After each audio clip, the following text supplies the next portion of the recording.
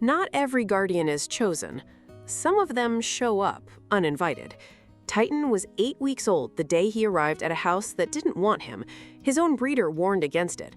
"A Cane Corso and a 5-year-old?" she said. "Think very carefully."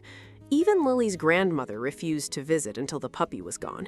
But nobody in that family could have predicted what the small black puppy would become. 15 months later, he weighed 125 pounds, and by then, he had already decided something the whole family was too afraid to admit out loud. Lily was his, and he was never letting her go.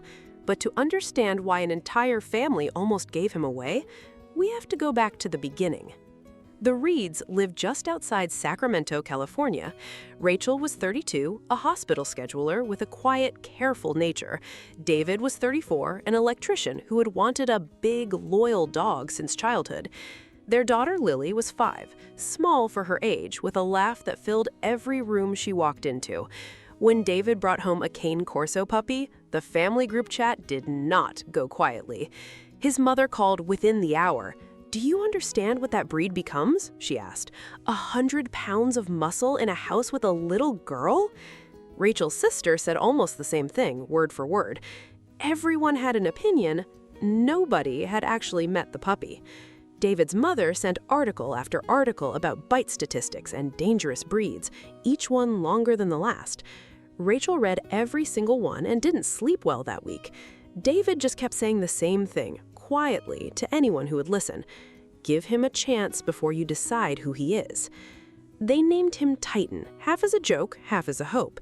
He was barely bigger than a loaf of bread, all soft ears and clumsy paws, and he trembled the first night in his new home. Rachel carried him from room to room herself, terrified to put him down. David worried he'd made a mistake. Then on the second morning, something quiet happened that nobody filmed and nobody planned. Titan wandered down the hallway on unsteady legs, stopped outside Lily's door, and simply lay down against it. He didn't scratch, he didn't whine, he just stayed. Lily opened the door before breakfast and found a small black puppy asleep against her feet. She didn't ask permission, she sat down right there on the floor and put her hand on his back.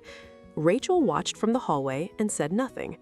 But what happened over the next few months would change how the entire family saw him. Titan grew fast, faster than anyone expected. By 6 months, he could rest his chin on the kitchen counter without standing on his back legs. By 10 months, strangers crossed the street when Rachel walked him past the park. Delivery drivers left packages farther from the door than usual. A neighbor once asked, only half joking, if Rachel needed a permit for something that size. But at home, he was something else entirely. He learned the sound of Lily's school bus before anyone else in the house did.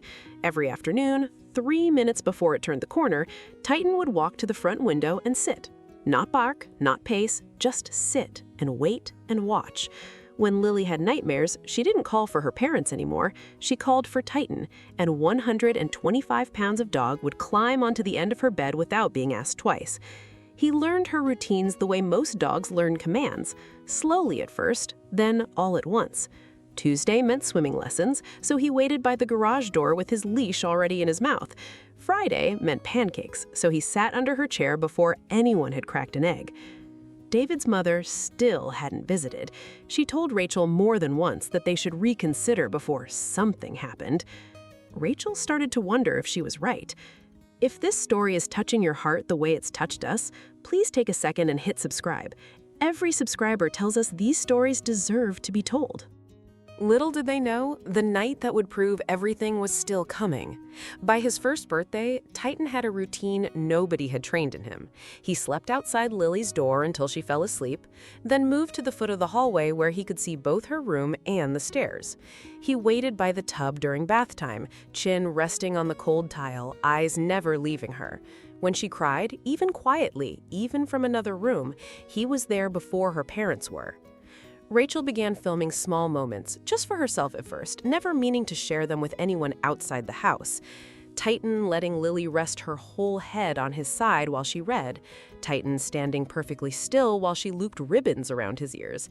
People who understand this kind of bond never watch just one video, and once Rachel started sharing them, she understood why. David's sister finally visited that spring. She stood in the doorway, arms crossed, watching Titan lie beside Lily on the living room floor, one massive paw resting gently across her shins. She didn't say anything about giving him away again. Instead, she asked Lily if she could pet him, quietly, like she was asking permission from the wrong person. Lily laughed and said, "You just have to let him smell your hand first. That's all he wants." Some stories are simply too good to keep to yourself, and slowly, quietly, this one started changing minds it had never asked to change. Then, at 2:47 in the morning, everything changed. Lily had eaten dinner like normal, nothing unusual, nothing new, but sometime after midnight, Titan stood up from the hallway floor and started barking, low and urgent, a sound Rachel had never heard from him before. She ran to Lily's room and found her daughter awake, scratching at her arms, her lips faintly swollen, her breathing shallow and fast. It was a delayed allergic reaction, one the pediatrician later said can sometimes take hours to fully appear. Rachel called for David, grabbed the emergency medication, and called 911 with hands that wouldn't stop shaking. Titan didn't move from beside the bed the entire time, pressed against Lily's side as if he could hold the reaction back through weight alone. What happened after that? Nobody in the family expected. At the hospital, the doctor listened to the timeline and went quiet for a moment. "Dogs can sometimes detect changes in the body before we can," he said. "Skin temperature, scent, subtle shifts we can't measure yet. That bark may have bought you real time." Lily recovered fully within a day, and the allergist later confirmed it was a delayed reaction to something in that evening's dinner, now permanently off the family's menu. David's mother drove down that same week, the first visit in over a year. She sat on the living room floor across from Titan, hesitated for a long moment, then finally reached out and rested her hand gently on his head. She didn't say she'd been wrong. She didn't have to. Today, Titan is almost 2 years old, and the growth photos still sit on the refrigerator, the tiny black puppy from that first uncertain week beside the enormous, gentle dog he became. Lily still sits pressed against his side every evening, one hand curled into the fur at his neck. The bus still turns the corner, and he is still the first one at the window. Nobody in that family talks any more about the dog nobody wanted. The articles about dangerous breeds don't come up in the group chat anymore either. Because somewhere between 8 weeks old and 125 pounds, Titan stopped being a risk they were warned about. He became the reason they stopped being afraid. Maybe love isn't something you choose to give a guardian. Maybe it's something a guardian chooses to give you first. Would you have trusted a Cane Corso puppy with your child, or would you have listened to everyone who said not to? Tell me in the comments.